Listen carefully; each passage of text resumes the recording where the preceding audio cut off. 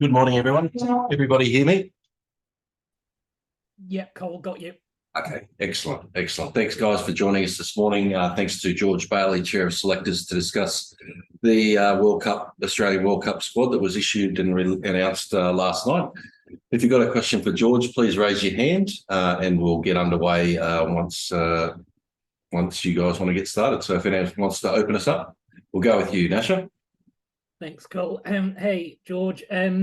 So essentially the call you made of bringing Marnus in for Ashton's injury, how late a decision was that? And yeah, can you just talk us through what you had to weigh up in your mind when you were making that call? Yeah, late decision. Wanting to get as much information as we could on Ash and the rest of the squad, and just weighing up the risk of, clearly we've prioritised bringing Travis into or retaining Travis in the squad with his injury and hoping that he comes online. Unfortunately for Ash, we couldn't see a way through where we could carry two players with injuries. So he was the unfortunate one to miss out. Was it so late that Glenn Maxwell's forfeit the other night had a sway in that? Did you need to see that to know that you might be able to get away with essentially one specialist spinner in the squad? No, that was always the plan. I mean, it was great to see Maxi get through and get through the match, probably more so than the actual performance itself. We've had a lot of cricket and probably a few more moving parts than we'd ideally like this close to a World Cup. But just a couple of the final pieces of the puzzle, if you like, in Maxi and Mitchell Starc coming back into the 11. Obviously, Paddy hasn't played a great deal of cricket, so for him to come back through that Indian series as well, would have been nice for Mitch Marsh to get a bowl the other night, but he was a bit cooked after batting. So just a few extra pieces there of just wanting to see how that all function. But in terms of that actual of Maxi bowling and Zamps, that's been a pretty consistent sort of setup within that one-day team for some time. And just finally for me, how is Ashton after the news? It's been a year where he's had a few setbacks through it. Obviously, how the Test tour turned out from in India as well. Now he's missing a World Cup. How is he? I presume you've spoken to him. How's he dealing with it? Yeah, disappointed, no doubt.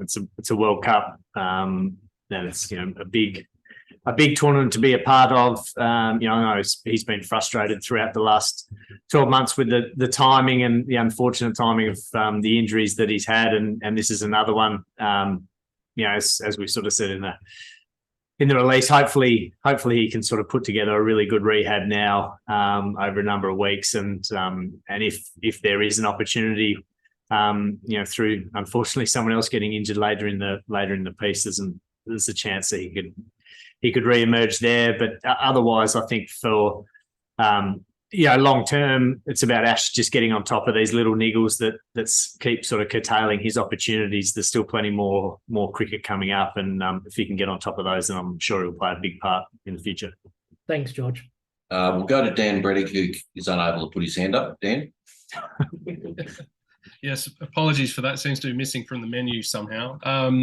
G'day, George. I just wanted to ask you a bit of a broader question about this year. Obviously, you've had a Test series in India, you've had an Ashes series and a World Test Championship and a World Cup all away from home at the end of the year.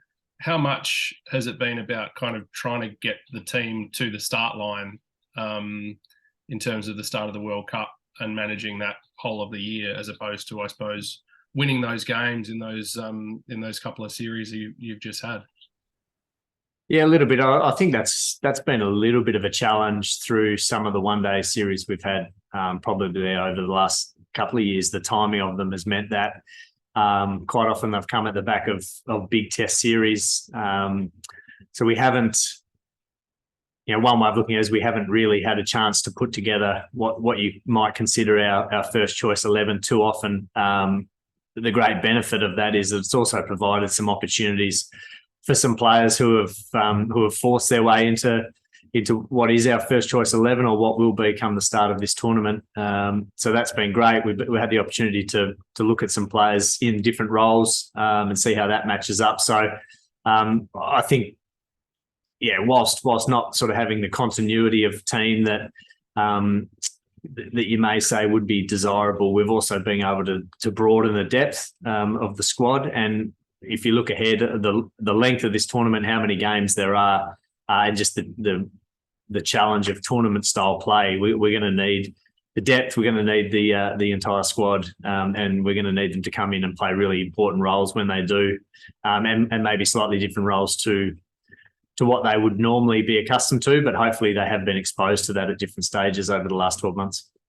And just one on, I suppose, squad balance. If you look down the squads of a lot of teams, 2, sometimes even 3 spinners or spinning all-rounders in terms of the team. Without Ash, you've obviously only got Adam Zampa as a specialist in at least in the first bit of the tournament. Can you just sort of talk through how, I suppose, the philosophy in terms of the players that you have differs a little bit from some of the other sides that I suppose are going in with 2?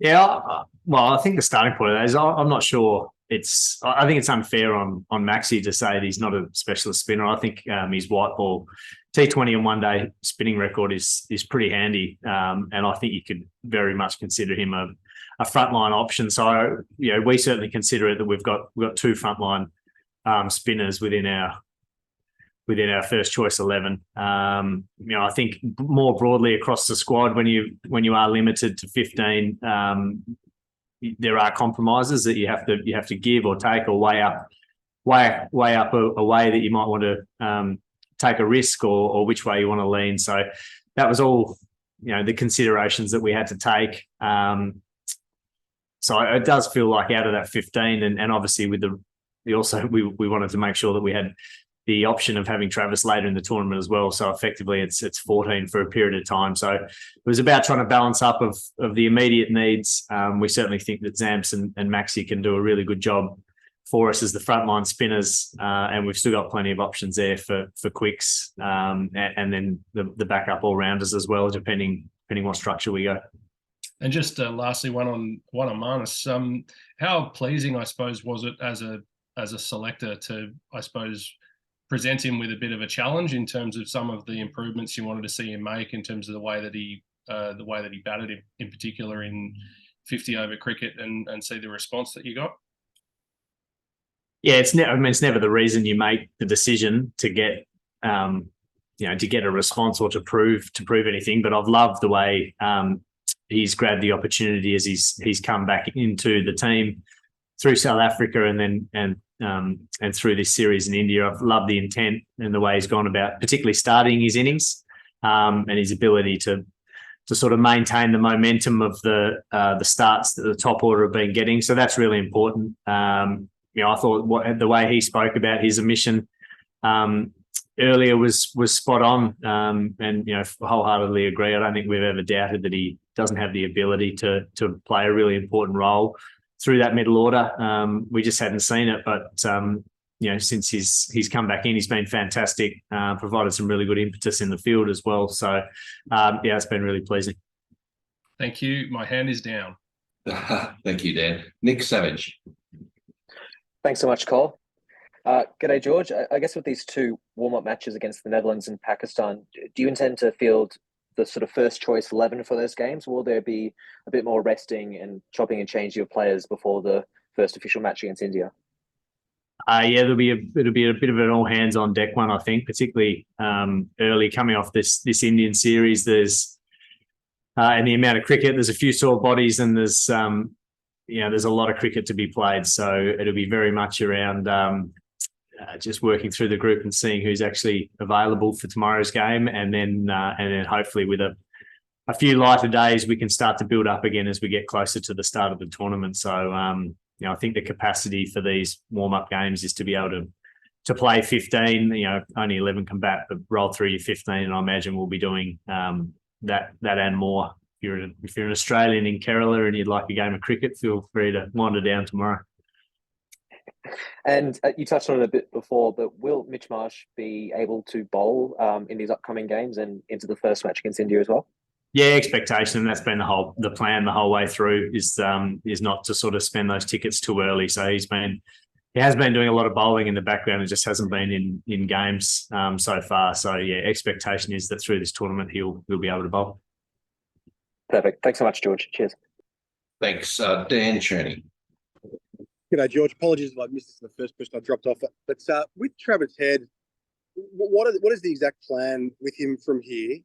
When do you expect him to come over? And I suppose you've lived this at some level with Michael Clarke back in 2015. Are there particular hurdles that he will need to cross to get to play? And is there a game that's been identified for him where he's likely to enter the tournament? Yeah, no, we haven't. I mean, it's first and foremost about him just recovering, and that's the hurdle that he's got to overcome. He's got a broken bone, so yeah, there's not a specific date in terms of a game that we've sort of lined up, and I guess we were aware of the risk that if there is a setback there at some point, then it makes it really challenging for Trav. But he's a really important player for us.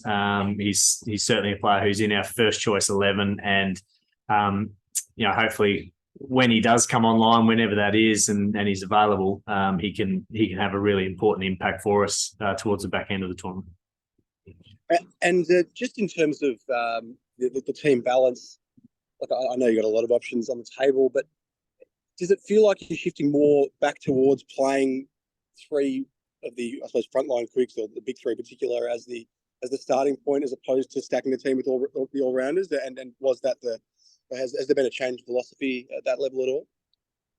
The philosophy is going to a World Cup is not sort of been stuck with one structure. There's a lot of things that can change. The surface, the team you're coming up against, and clearly in a tournament like this, just who's actually available from game to game, from a physical perspective. So having a few options up your sleeve is really important to make sure you can counter that and sort of structure up as best you can.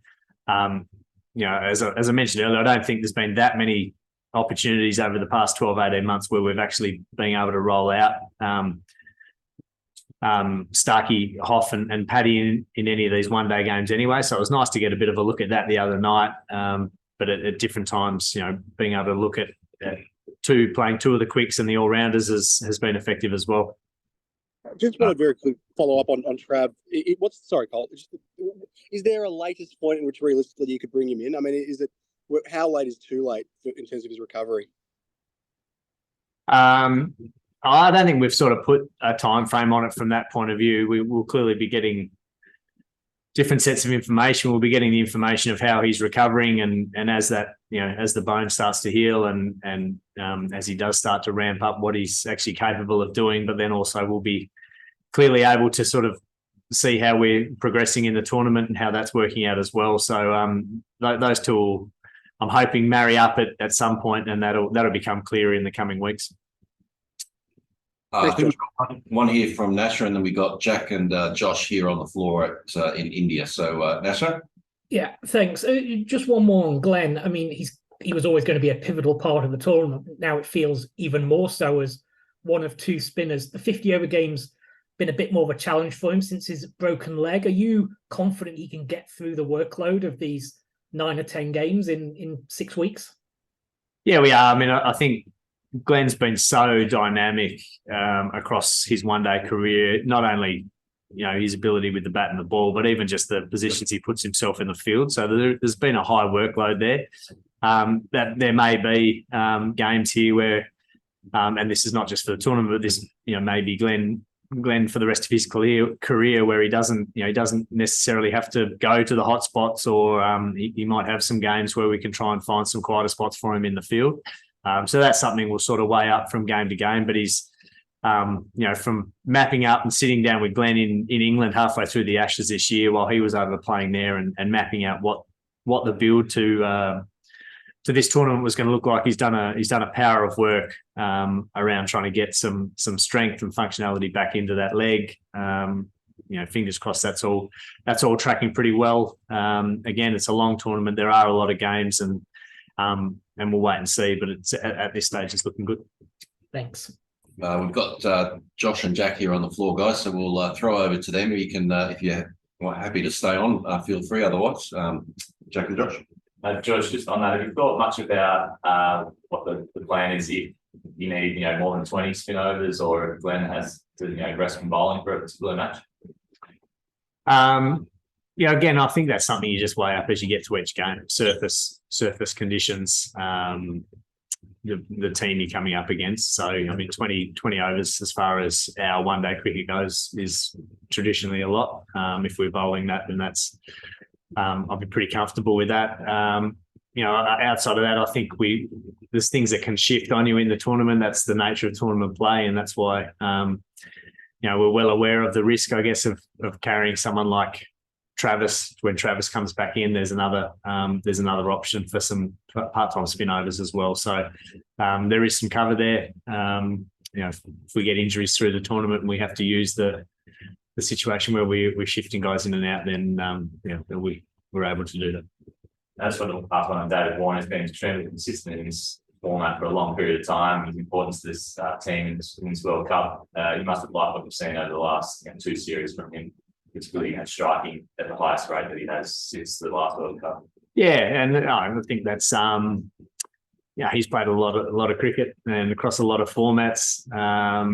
You got to think, and not just within the Australian team, but I think around the world that these are the tournaments that the best players build themselves up for and get excited about, and it's the ultimate challenge for them to not only, I think, prove how good they are individually, but also to help their team get some really exciting success. So not surprised that he's hit the ground running over here with the enthusiasm that you'd expect from Davey, and playing really well. And I think the other really exciting part about that is there has been a shift since Pinchy's retired, and he's had some games opening there with Hetty. He's had some games opening there with Mitch Marsh, and both of those relationships are going really well. I think all three of those guys bat really well together, and there's a pretty exciting energy and way they're going about it. And no doubt, Bull's been a really important part of that from the way he's batting, but I think he's also enjoying the energy that those two guys are bringing to the crease with him as well.